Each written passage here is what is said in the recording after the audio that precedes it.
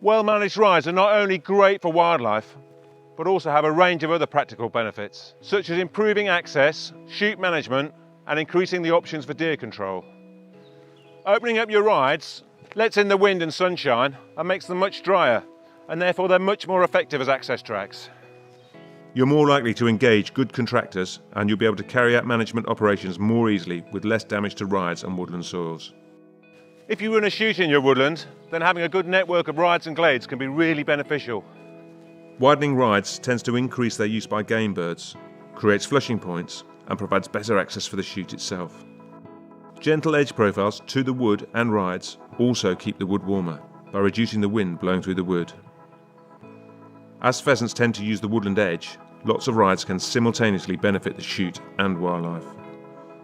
Deer can be a really big problem in our woodlands, as they graze away the understory and prevent the natural regeneration and growth of young trees. To keep your wood healthy and resilient, it is highly likely that you'll need to practice some form of deer control. As deer tend to graze in open areas, rides and glades can present good opportunities for qualified stalkers to safely and humanely cull the population. There are a few important practical points that you need to consider when thinking about ride management. To choose which rides to focus on, think about their aspect.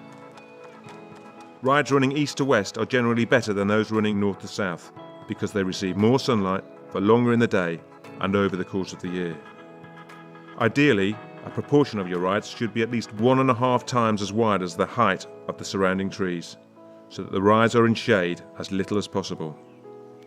This will make them better for wildlife and management, as they'll be warmer and drier.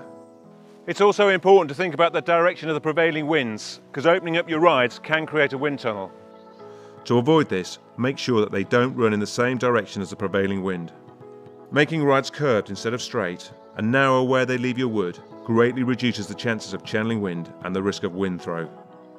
A well-planned ride network not only improves your woodland for wildlife and helps you get in and out of the woodland for management, but also helps you to get the most out of your wood.